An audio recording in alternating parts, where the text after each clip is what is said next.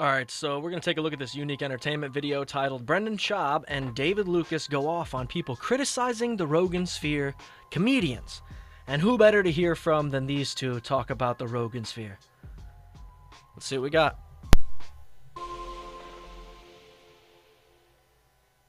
How'd you get the worm on there so good? Just fish all the time. Them motherfuckers green. Yeah. You got the mutant worms? Austin worm. Hey, man, can you put this worm on? Is that gay? Yeah, gay as bro. Yo, can you put that worm on for me? Yeah. Damn. I'll give you a hand when I'm done. Damn, too. this motherfucker's PD'd up. Look, I'll tell you right now, I don't like putting a worm on a fucking hook either. But come on, man. Do this beforehand. You know what I mean? Do this beforehand. Go ahead and have them put the fucking worm on it before you even start the podcast. That way you're casting, and it's not necessarily about the fishing itself. Because that's what it feels like this is. Like we're watching two dumbasses fish. How boring. You got them stem cell worms? Tell me how, Doug. It's from Rogan. These are from Rogan? Yeah, no, just playing. They eat elk meat. Ways to well worms? Oh my god, the best place in the world, bro. I just started taking that. I dropped like 28 pounds. Yeah. I was wondering when you were starting that. I'm gonna look like, hey, bro. They complain about, what do they call it? Did David Lucas just make another claim that he's been losing weight? Because it's not the first time that we've heard him say that he's losing weight, only to look bigger. I mean, again, do what you got to do to lose the weight, but he's also one of those guys that thinks that he was a athletic fat guy. And come on. I think we can all agree that that's not the case. All right? That's not the case. Because the thing is all the guys that are saying that take these, you know, what is it, Ozempics and shit, only to end up being a skinny guy with a bunch of flabby skin. Where are those muscles that you were so proud of when you were a fat guy? I'm strong. No, you're just fat. Okay? What do they call it? They complain about comics being in the Rogan sphere, right? And Yeah. they talk shit about comics that are in the Rogan sphere. Okay. But then you go and do a guy who's not in the Rogan sphere like that, but then like us over here who fuck with Joe Rogan, we embrace them. Correct. It's like, all right, bro, No, come on bro. over. Yeah, come on to over, the bro. good side. Come to We the don't good side. judge. Everyone's cool as fuck. We all help each other out. We say gay. We say, yeah. We're just dudes. What is Brendan talking about, though? He's not a comedian anymore. He doesn't do comedy. So why would anybody care about being embraced by Brendan Schaub? I mean, they got that weird guy that comes on The Fighter and the Kid that opens for Brian. I think his name's like Nick, something like that. I don't know. But he's always on the podcast, and it's like, is that really helping his career? How? In what way? Because he's opening for a guy that's not doing well? So he gets to look like the good comedian? I don't know. right, bro. The Rogan sphere. You mean successful bros? That's what they call it now, bro. Yeah. The Rogan sphere.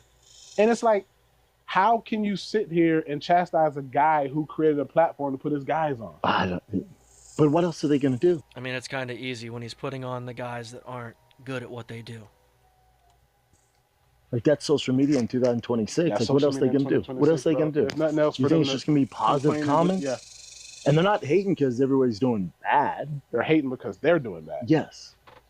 If I, No, we're hating because people with no skill or talent are getting the most views. Like you guys are the least talented, the least funny, the least charismatic, the least personable. You live in a bubble, and then you try to push that on everybody that fucking watches your shit, pays attention to your shit. It's weird. It's gross. Nobody likes it, and the arrogance only makes it that much worse. I mean, here's the thing, bro. When my life was shitty, when my comedy career was nowhere, like 7, 8 years ago, I felt it. I used to hate seeing successful comedians. I get it. Like, look at this motherfucker. Like, you know, because you're not. And I'm funnier than he is. Why is he getting these opportunities like Bro, a great conversation I had with Brian Simpson when I was probably like 26 or 27, and I was hustling backwards because, like, in this industry, funny is a small fraction. We in this Texas heat, y'all. Well, let's also remember that when David Lucas made his appearance on Kill Tony, the first thing that he really did after his set was beg for a manager, beg for an agent. he was so desperate to get a golden ticket or a regular spot. And I kind of respect that. I get where you're coming from. But then to go and put in half the effort after you do allegedly make it is annoying. I mean, the guy repeated jokes during his minutes for Kill Tony, and they say that's the hardest thing. You can't write. You're supposed to be a professional comedian or wanting to be a professional comedian, and you can't write 60 seconds worth of jokes each week? Because then you see guys like Pat O'Neill currently killing every single time he does a minute, and it's new. Why are you... I mean, even Cam Patterson was repeating jokes. Like, guys, it's 60 seconds, man. If you're a professional, that should be easy. Funny is a small fraction. Like, guys that move here and they're like downtown and stuff, like, man, Austin's weak. I'm like, I get it. In the suburbs, like where we're at now, this is proper Texas.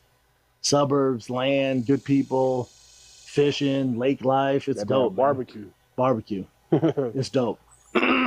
It's been the best move I've ever made. My thing is in LA, I just had to grow up, man. Yeah. Oh my God, he said it's the best move he's ever made. I'll be reacting to a video right after this where him and Brian are talking about how it's a terrible move. They wish they didn't do it. I mean, Brendan is willing to... He's a chameleon. He's a fucking shapeshifter. He'll do anything to fit in somewhere with somebody. It doesn't matter who you are, what you bring to the table, what you can do for him. It's just a matter of him being able to feel included. And that comes from playing sports. Because no matter how big or strong Brendan ever was, he was probably picked last because of his fucking attitude. People don't want to play with the guy who thinks he's going to score all the fucking points, man. Especially when it's a team sport. Yeah. You know? It's hard. You were with me on the road. It's like, I hard was a knucklehead. It's hard to do that when you're in LA, bro. It's so difficult. It's hard, bro. First of all, I think there's also more than just a reason why, bro. I think even like, I think another reason we never grow up in LA is because, like, on the physical aspect, we never get seasons. Yeah. We're stuck in the same year for 20 years. It's just all good. Yeah, but that's a choice you made. Neither one of you guys had to be in LA. For example, Tristan Bowling. His first set on Kill Tony was when they were still touring as a podcast in Arizona. Tristan came on, he was a bucket pool. I believe he got a golden ticket his first night. And now, I think he's the third mic for Legion of Skanks. And the kid has talent beyond any of these other people. And he hasn't had to ride this Kill Tony, label to get him where he's at. He did it himself. He decided to move to New York to get better at comedy. And guess what? He's better at comedy. It's just an excuse. And all these guys will look for a cop-out. And one of the biggest cop-outs is that bubble that they have in Austin where everybody's going to appreciate them. No matter how bad they are. They're going to like what they're doing. It's fucking gross, man. That's why people get upset, and that's why we criticize. That's where we are. And the other thing is it's really sad because Red Bar not doing any content for almost a year, almost 2 years, I believe. And yet here we are, these guys freewheeling, saying whatever they want to say, talking out of the side of their fucking necks. Like we don't know any better. Like we're the asshole. It's wild. Good, all the time. Yeah. 78 to 85 year round. Yeah, my thing is with LA, like being the comedy scene, it's like and there's some guys who can figure it out. You figure it out better than me. I just couldn't be out to 2, 3 in the morning, Monday through Thursday, on the road. Oh, shit. Oh, I saw that. I know, right? Just get him. Now, Brendan is saying that he couldn't do the grind. But also, he really didn't have to, right? He had a leg up against the competition because he was already working with Brian Callen. He had a successful podcast. He was able to pretend to do stand-up before he committed to calling himself a stand-up comedian. And now he's sitting here saying, I couldn't make it like you, Dave. He didn't go anywhere either. I mean, David Lucas retired from fucking Kill Tony, and that's the only place that he performs that anybody gives a shit. And I still don't think they care. But when you're comparing him to Dedrick Flynn, it's like, I would rather have David Lucas. It's a much more fun interview. Not that the jokes that he does in his minute are great, but yeah, he's certainly more entertaining than fucking Dedrick. But if you like this, hit the like, hit the subscribe, and we'll see you.